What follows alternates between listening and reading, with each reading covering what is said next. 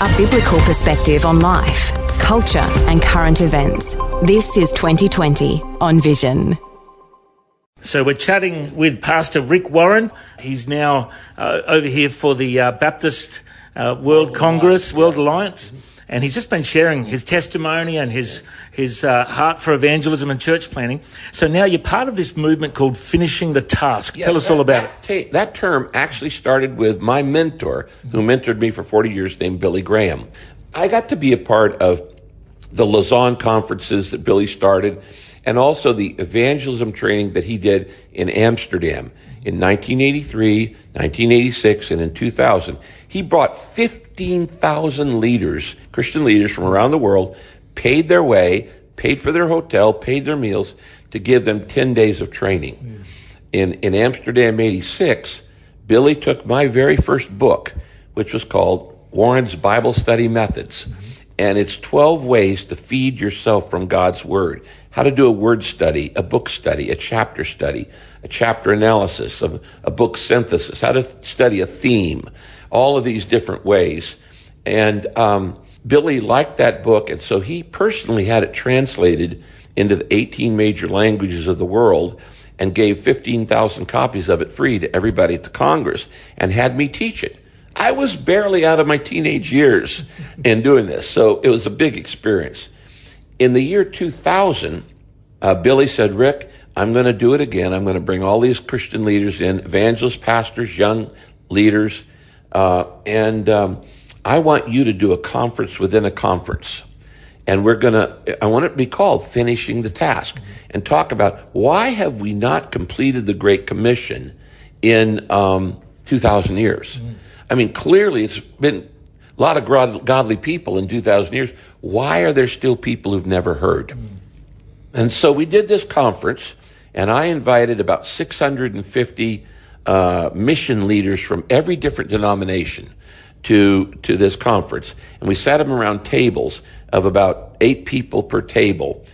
And in the middle, I had a table, we called it Table 71, where I put the leaders of the largest mission agencies. There was Lauren Cunningham, founder of Youth with a Mission. There was Steve Douglas, president of the Campus Crusade for Christ. Jerry Rankin, head of the International Mission Board, the largest mission agency. Wycliffe Bible Translators, United Bible Societies. These are what I call the gospel gorillas. They're the biggest agencies in the world trying to complete the Great Commission. At the end of that conference, that particular table said, let's keep meeting. And so we just kept the name called Table 71. And for the next 23 years, from 2000 to 2023, that group met twice a year to talk about and strategize how do we complete the Great Commission. And in the later years, once a year we would do it at Saddleback, and then once a year we'd do it either like Kona, Hawaii, where YWAM is headquartered, or Orlando, Florida, where Wycliffe Bible Translators, Campus Crusade is, and others. And to be honest with you, Matt, for the first 6 or 7 years, we didn't get anything done. Because the truth is, and I will say this to everybody who's listening, Christians don't really know how to collaborate.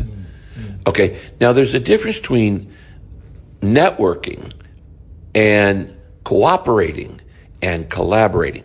Christians are pretty good at networking. In other words, we'll get together from, Pentecostals and Baptists and Lutherans and Methodists and all different kinds of groups, Calvary Chapel, Vineyards, all of the different kinds of Christians that are out there.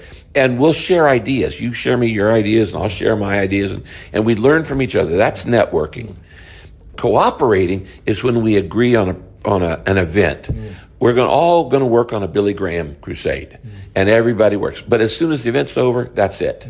Collaboration means we're actually sharing responsibility, and we sit around a room and we say, who's going to take that mountain? Who's going to reach that people group? If you're doing that, we'll do this one. And we collaborate together. We're not really good at it, but we need to learn, because the only way we'll ever complete the Great Commission is every Christian has to be involved. Okay. There's a proverb in Africa that says, one drop of rain can't make any difference. But 1,000,000 drops of rain can turn a desert into a garden. My church alone can't do a lot. Your church alone can't do a lot. But 1,000,000 churches, the way we're going to complete the Great Commission is when we learn to collaborate. And that's where we start coming up with the idea that we call Great Commission allies. Great Commission allies is a collaboration of literally every part of the body of Christ. And who is ever listening right now, you can be a Great Commission ally. Now, it's not an organization. It's the connection between all the organizations. Okay, it's not an organization. It's not a denomination. It's not a congregation. Great Commission allies is the connection between all of those. We don't need any more denominations. We don't need any more organizations. They're all doing good. But our model is World War II. World War II was not won by any one nation. It was won by the Allies. And the Australians fought under the Australian flag. And the French fought under the French flag. And the Canadians fought under the Canadian flags. And the Nigerian fought under the Nigerian flag. And somehow, even though we kept our identity and our logo and our organization, we worked together, we collaborated to defeat the enemy, to defeat evil. That's what we need to do to complete the Great Commission. Already, we have been working, each month, I'm on a different continent speaking. This month, I'm back in Australia, which is one of my Aussie. It's one of my favorites. I love being here. I've been coming to this country for 40 years, and so I have many dear friends, close friends in Australia. And so each month, last month I was the opening speaker for the World Pentecostal Congress.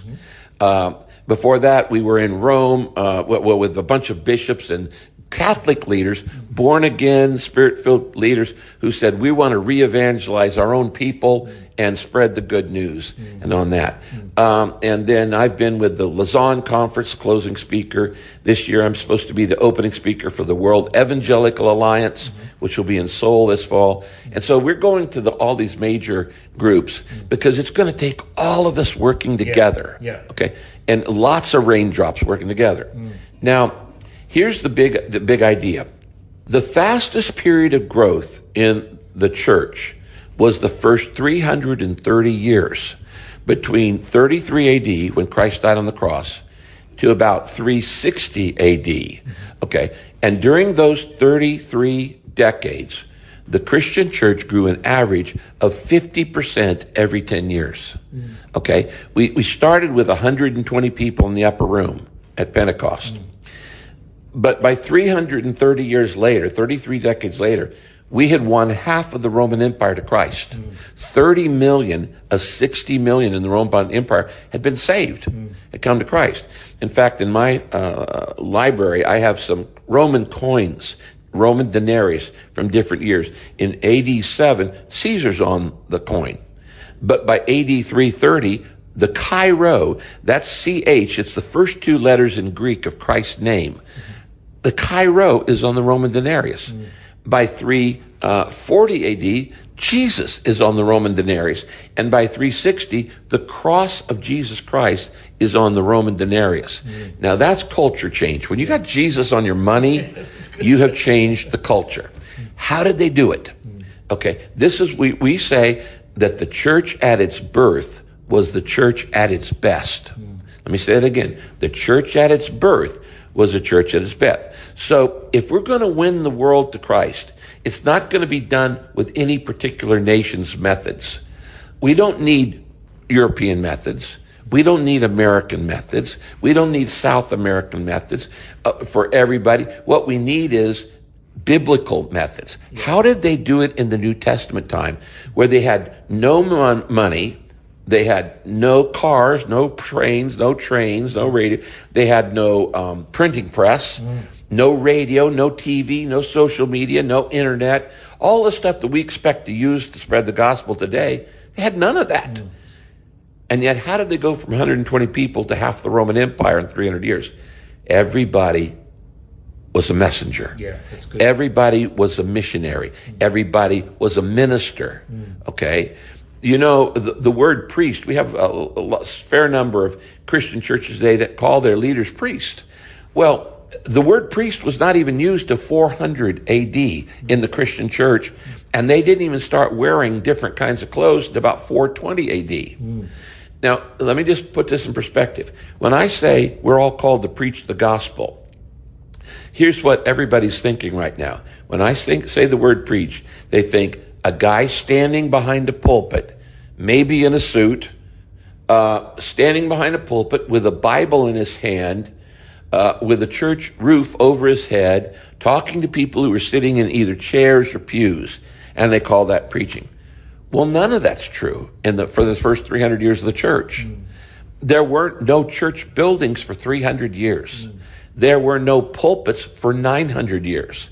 And nobody had a Bible for 1,500 years. So our thinking, well, that's what it means to preach.